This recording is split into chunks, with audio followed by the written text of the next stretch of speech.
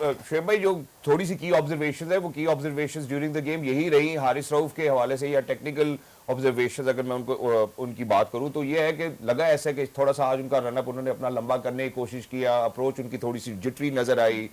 कोई आपको लगता है कि कोई टेक्निकल ड्यूरिंग द एरर या मैचेस रात आप एक्सपेरिमेंट तो नहीं कर सकते ना।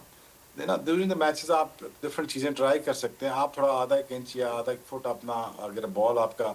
पैर आगे जा रहा है तो आप एडजस्ट करते हैं, लेकिन इसका तो पैर गिरता ही तकरीबन आधा फुट अंदर है क्रीज के। ये तो मैं खैर काफी दफा पहले भी कह चुका हूँ, जिसकी वजह से वो उसका लेंथ बॉल पीछे गिरता है, बिकॉज उसका पाँव जो लैंडिंग फुट है वो पीछे गिरता है।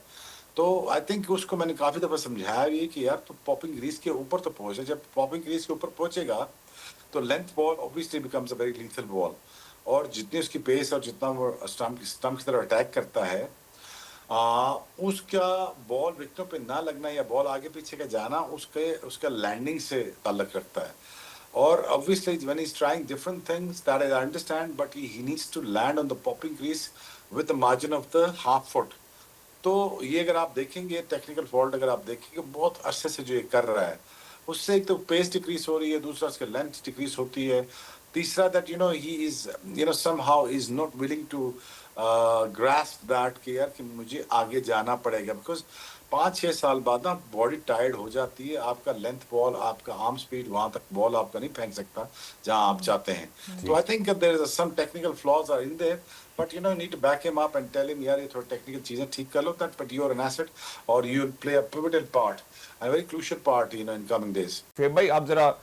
you as a premium fast bowler, one of the fastest in the world, जो एक और इशू, जो सिर्फ एक इशू हमें जरूर नजर आता है इस मैच के अंदर, और वो ये है कि अगर हम हारिस के हवाले से बात करते हैं तो ऐसा लगता है कि उनकी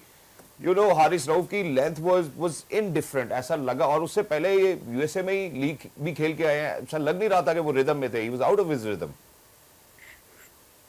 Yeah, there's a days for the fast bowlers, they're tired legs and there is jet lagging, there is a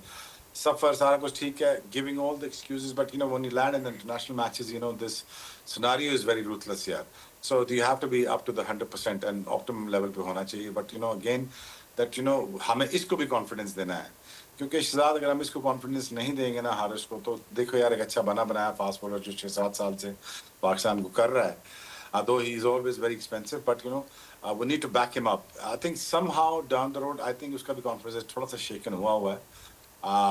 I'm sure that he'll able to come back because